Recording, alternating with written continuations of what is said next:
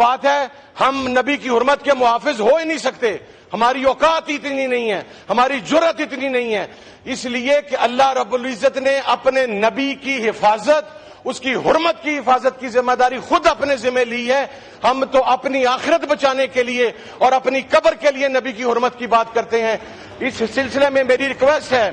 کہ یہ جو آئین کو ری رائٹ کیا گیا ہے،